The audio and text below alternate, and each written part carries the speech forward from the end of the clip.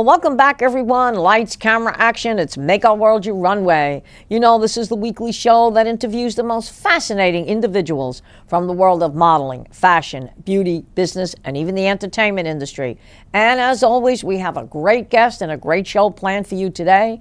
But before we do that, we do like to thank the sponsors that make this show so possible. And that is the Global Trade Chamber, 100 Successful Women in Business, Lux Salon, Queen Beauty Network, the Tower Club, Royal Dames, Vita Designs, Casa Calabria, and the Bangladesh American Chamber of Commerce. So sponsors, thank you so much for making this show possible every week.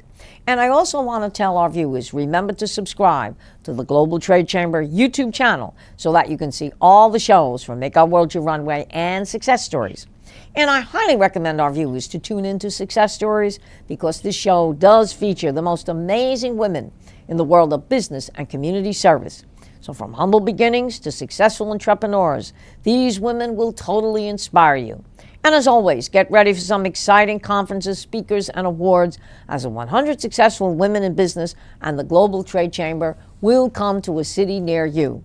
Now, the next show we do, we will probably have a recap of what we're going to be doing at the Sunrise Civic Center coming up very shortly.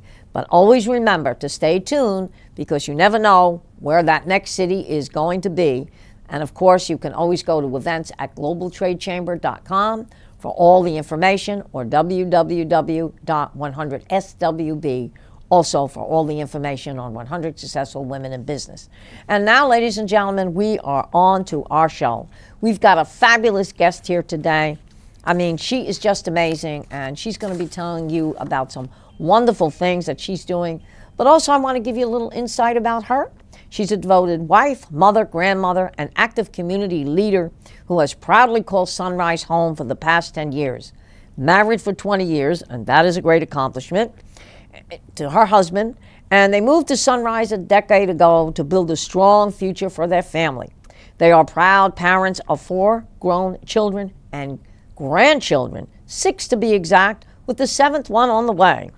And of course, family is at the heart of everything Evelyn does, and those same values of listening, caring, and taking action drive her commitment to public services. She's also running in Sunrise as commissioner of Seat C, and some of the things that she is running on is community leadership, empowering voices, housing affordability, public safety, and transparency.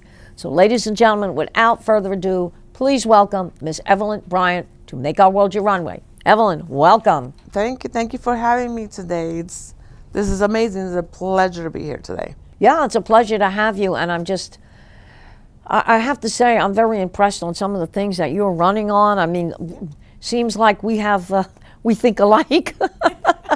And like when you said transparency, I'm reading all of this, community leadership, empowering voices. So tell our viewers some of the things that you really believe in and what you're actually going to do. Well, transparency is very, very important because right now we as taxpayers in Sunrise, we don't know where our money is really going. So that is definitely, if I get that seat, one of the first things I'm going to be doing is open those books. I want to see where this money is going. Because we need so much in Sunrise. And a lot of our residents are going unseen and unheard, especially our elders, our veterans, our homeless, and our victims, our violence, people that are being hurt by violence, domestic violence. We don't have anything for them. No, we don't. And one of the things that I am very, very proud of is that I was what we called a dance mom for an at-risk youth back in New York City. Wow. So my door was open 24 hours, 7 days a week. If there was a youth, a friend of my child, or any of my children, and they were in trouble, they knew they can come knock on my door. That's fabulous. And say, Mom, I need help. Whether it be a shoulder to cry on, whether it just scream, yell, and get the stress out, whatever it was, I was there. And I decided to create this dance team in which we went from city to city, different organizations, raising money for the homeless, raising money for the needy, worked with a great, it's called SBG, so Saved by Grace. Wow. Save Our Children in the Bronx, in Brooklyn. They did all these events, and we went to every single one of them.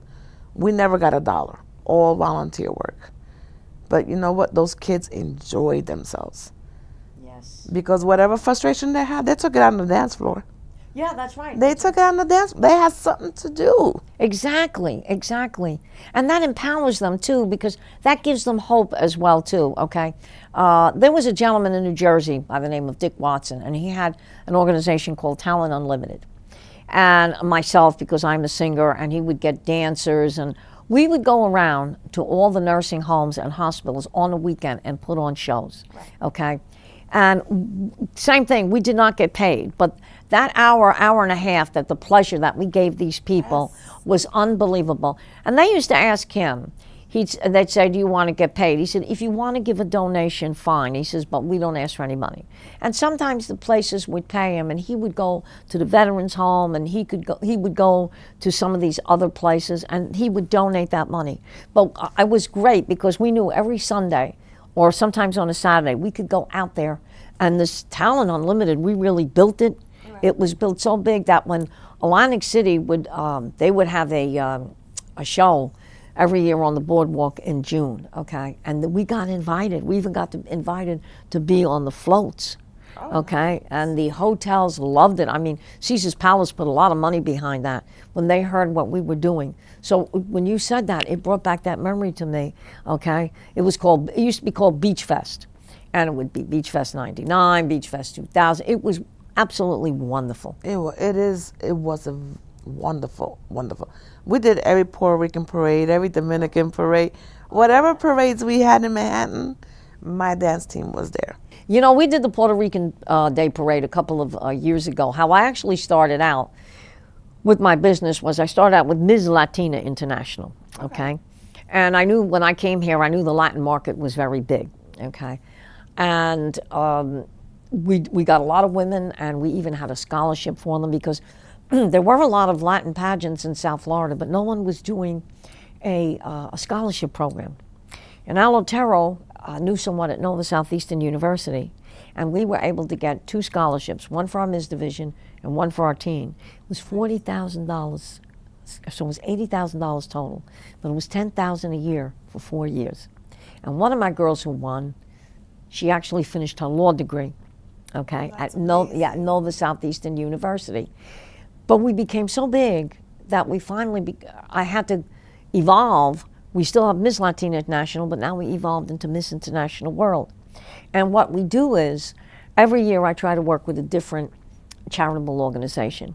And this year, again, we are working with the World Dames. Now, the World Dames, unbelievable. These are, several years ago, 50 women started this organization. Every dollar they raise, and I've even checked them out through the IRS and all, goes towards cancer research. They have an institute named after them at Nova Southeastern University called the World Dames Institute. They are an amazing group. And, you know, we've got a new president, and like she said, one thing you don't want to hear, those 3 words, you have cancer. Yeah, and all their galas and everything. And that's what we do. And, you know, I do a fundraiser through my pageant. I had one girl last year raised over $3,700.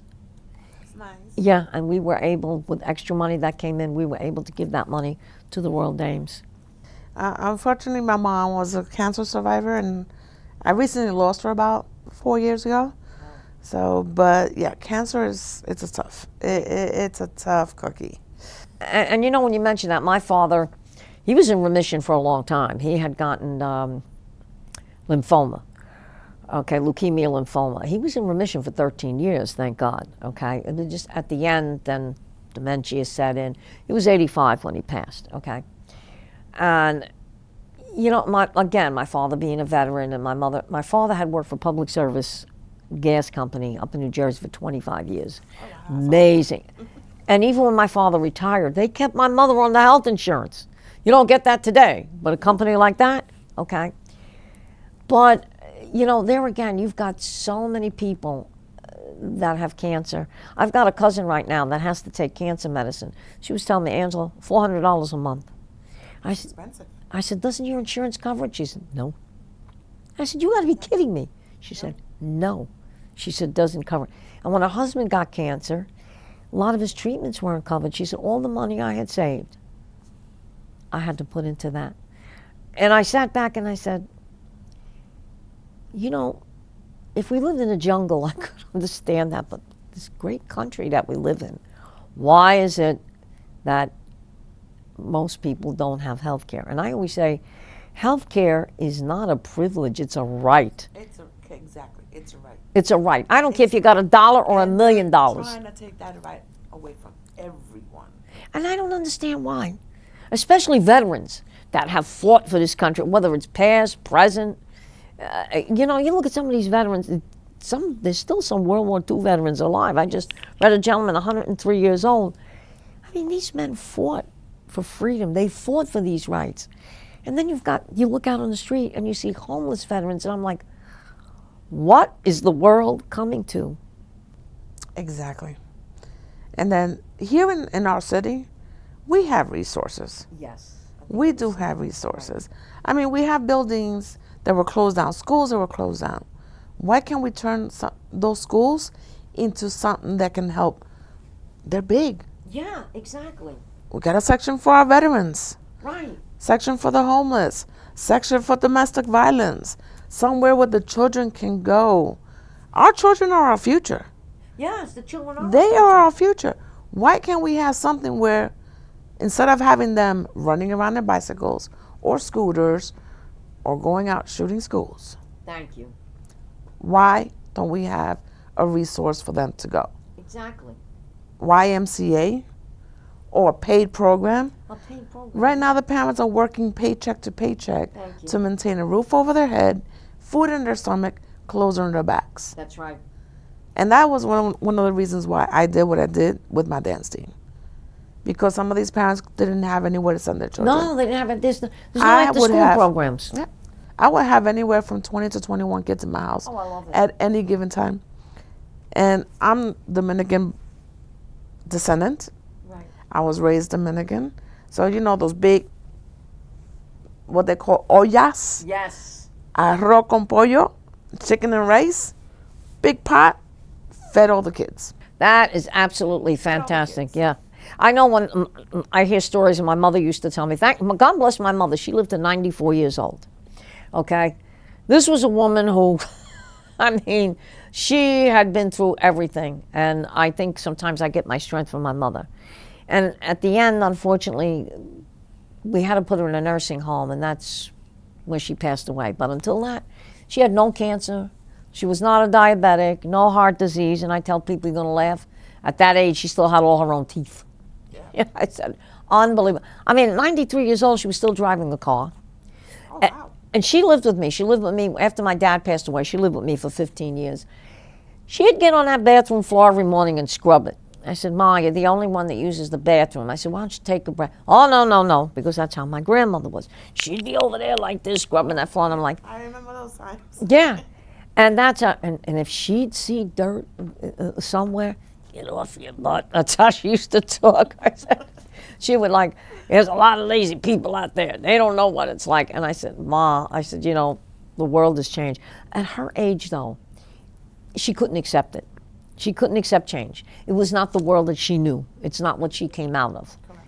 So she could not understand. She'd watch television. And it's a good thing she didn't break a couple of my TVs. And I said, Ma, sit down. I said, I understand exactly what you're saying, but I didn't raise you that way. I said, you're right. I said, but what year is this? I said, 20, and she died in 2024. I said, it's 2024? You can't go back to 1953 or 1960 or whatever. I said, we don't live in that world anymore. It's a shame. We don't live in that world anymore. It is. I miss the beat cop.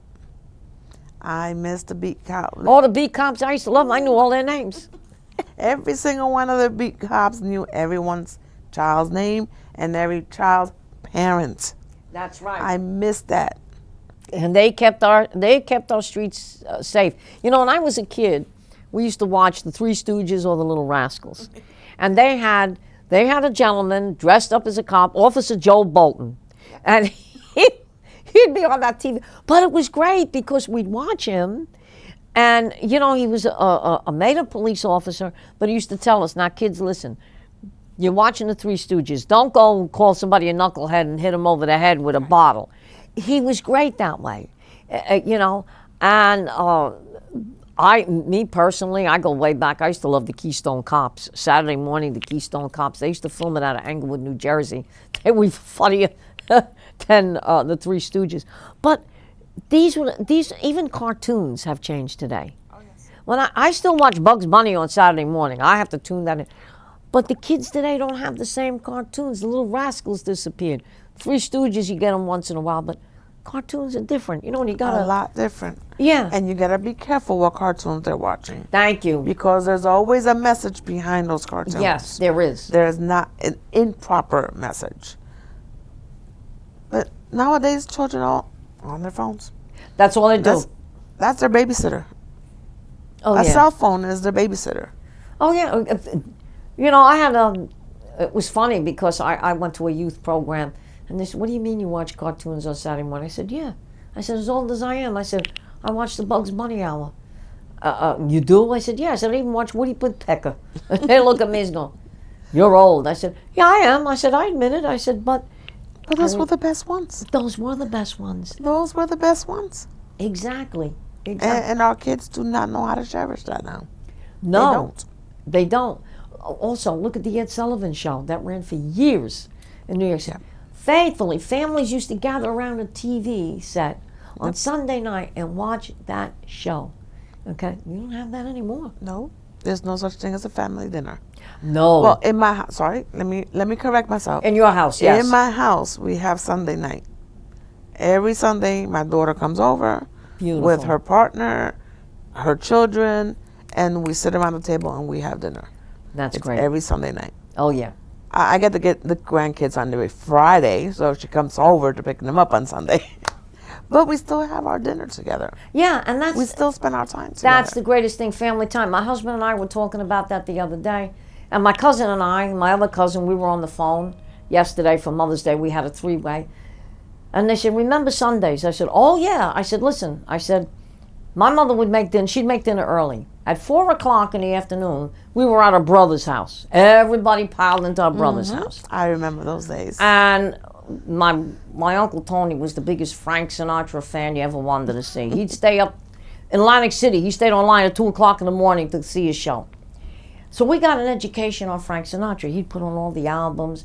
We knew who the conductors were, who was in that band.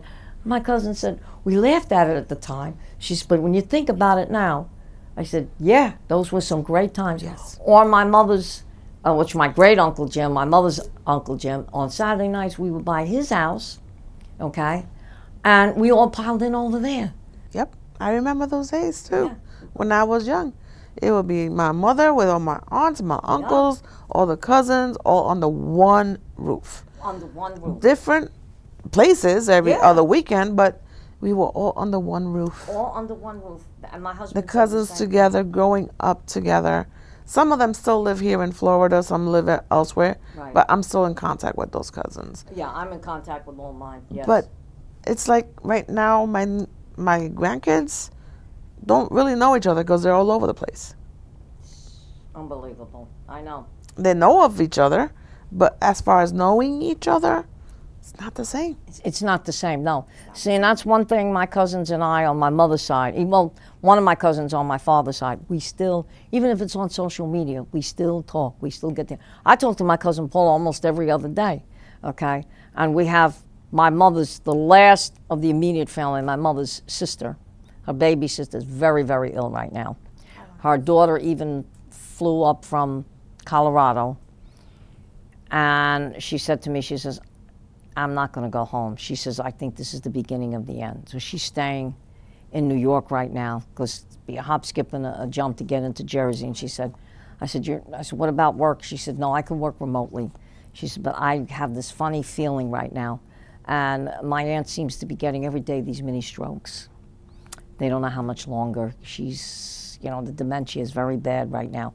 She'll recognize some people, but then at other times, Right. the mind goes back. That one's tough too. Yeah, That that one's one is tough, tough. But you know, it's, and I took it very hard yesterday. I said, because of the immediate family, she's the last one that's alive, and she, in June, she would be 87. Okay, and we always thought my mother was going to outlive her. But thank God my mother went to 94. Tough lady, but she went to 94. If she was alive today, she'd still be beating me up. That was always. And right now, my husband, he's 65, and the only one that he has left now is his sister, and she's in her 70s. But he's already literally put to bed and rest in peace 2 brothers and 2 sisters. They're the only ones left. Yeah, my husband's side, there's nobody And left. it's That's what he so said. hard. It's very hard. Because It's so hard. he said the same thing. He said, Sundays, he says, but my grandmother's house was 25 people at the table on Sundays. And if you didn't show up, oh, you better have a good reason. I said, don't laugh. I said, we couldn't even This empty a is true. garbage This can on is Christmas true. Day, Easter Sunday, forget it. Where you going? I'm only emptying the garbage. No, you're not. That's how This is true, though. you had to stay where they are. But one of the other things that impressed me that you're running on is also affordability. Yes. Right now, one of my main concerns is the millage. We don't need our millage to continue going up. No. We do not need that to continue going up. I've met some residents that have lost their homes and are now living out of their cars because they can't afford it. That's a shame. They can't afford it. So we need to find a way to help these people. We need to find a way. Don't get me, I love art. I do too. I love art. But there's a place for it. Yes. There's a time for it. Yes. And on the side of the road, 4 humongous statues that you cannot enjoy is not the place for it. That's right. That's right. That was millions of dollars spent. Meanwhile, we have seniors losing their homes. We have them living out of their cars. Or God knows where they're at right now. No, tell me about it. Why can't we take this money for something else? Well, that's just it. You know, I always say like this. Okay, you want to build a statue to somebody, all right. But before you do that, make sure you, just like you said, make sure you got people not living out on the street. Correct. Or living in their car, or living out of a tent somewhere. Do that first. Mm-hmm. Then when that's all taken care of, you want to go build a statue or whatever, or build a building with your name on it. If Go the right money's ahead. left over, yes. Go right ahead. I mean, you know, and it just, you know, you just brought something back. I remember when President Kennedy, yes, everyone out there, I'm showing my age. But I remember when President Kennedy started the space race. And he did do it for a lot of good reasons, okay? And I always remember him in his speeches. He says, we do these things, he's not because they're easy, because they're hard. And the day that Alan Shepard was going up, I remember Reverend Abernathy and all of them standing there. And he says, you know, he says, we haven't passed the Civil Rights Bill yet. He says, we've got people out on, he says, we've got our people out on the streets. They can't afford things. Right. And Kennedy kind of took that to heart. And he brought all those leaders after that into the White House and explained what he was doing. And that's when he was very big working with the Peace Corps. And that's when he started. He told Johnson, he says, we have to pass the civil rights. Now, a lot of people, Kennedy, of course, was assassinated. It was President Johnson who followed through on that and passed the Civil Rights Bill. God bless. Yeah. And Kennedy was one of our best presidents. Oh, Jack. One of our best. There's a story behind that one. I was I was in the 4th grade. I was very infatuated with President Kennedy. He was I idolized him. And I decided to sit down one day and write President Kennedy a letter. The first letter I wrote him, they had a book out called Kids' Letters to President Kennedy. And I said, I'd love for you to come visit the school. And his secretary wrote back and she said, you know, the president would love to come, but because of his schedule, but it was great that you wrote the president. The next letter, I praised him from A to Z. And I said, your children are beautiful. I said, I love the First Lady. And that's how my letter was. Well, there was a special delivery that came to my house. And I had asked the president for a family picture. Before that actually came, my father had found the letter that I wrote, and he said to my mother, he said, we got a genius on our hand here. He said, look at this letter. And when I sent that letter out, and I mailed it all on my own, that letter came back with a picture, and I still have it today, of Jackie Kennedy holding John F. Kennedy Jr. and Caroline in front of the desk in the Oval Office. Oh, wow. In that letter, his secretary was Evelyn Lincoln. She said the things that you said to the president pleased him very, very much. I still have that letter and that picture. That I won't part with it. I don't care if somebody offered me $1 million. I will not part with that. And when Kennedy was assassinated, I must cried all 4 days. Kennedy wasn't only for this country. He had a vision almost changed the world. Yes. And that's why they assassinated him. Yes. He knew, he even said, if I don't stop the corruption now, 75 to 100 years from now, he almost predicted, like a Nostradamus, these are the things that will happen. And he predicted that. He knew that he was trying to stop, there were 2 people out there that had a plan to keep people starved up until 2000. He was even trying to stop that. But unfortunately, I mean, look what he did with Cuba. I mean, the 13 days. Mm-hmm. He backed Khrushchev right into the wall. He did not back down. He didn't flinch. Yep. And right after that, Khrushchev was like eating out of the palm of his hands. But when Kennedy was assassinated, you notice Khrushchev went out of power not too much longer. So, but you're right. But we only have about 5 minutes left. But anyway, tell our viewers what you'd like them to know about you, where they can reach you, and how they can vote for you. And well, Election Day is November 3rd, and I am definitely for the people. It's not just a saying. I want to work hard, and I want to work hard for every single resident of Sunrise.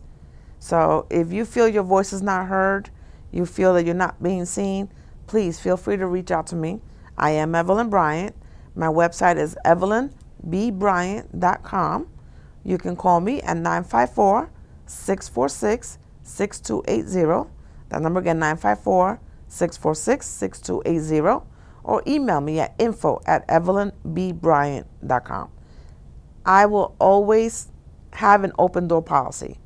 I will not be afraid to give you my address. If I get into that seat and I fail you, I want you to hold me accountable. I want you to come and knock on my door. I want you to call me. I want you to email me and say, hey, you're not doing right. I want to be held accountable for everything I do. I never say I'm going to promise to do, but I will promise to try to do to the best of my ability. So once again, Evelyn Bryant, running for Sunrise Commissioner, seat C. Feel free to contact me anytime. You want a one-on-one sit down to get to know me better? I'm there. I will do it. And ladies and gentlemen, this is the action that drives her commitment to public service. I have to say this, Evelyn. You are one amazing lady. Thank you. I mean, I'm sitting here. I mean, I've had guest after guest, but it was such a pleasure to talk to you. I feel like I've known you forever. Yes, I was just going to say that. I feel like I've known you forever, and I'll tell you the truth, some of the things you said, I'm probably going to drive home with a lot of tears in my eyes, but it's worth it. So ladies and gentlemen, I hope you really enjoyed this show today, and trust me, this was an amazing show.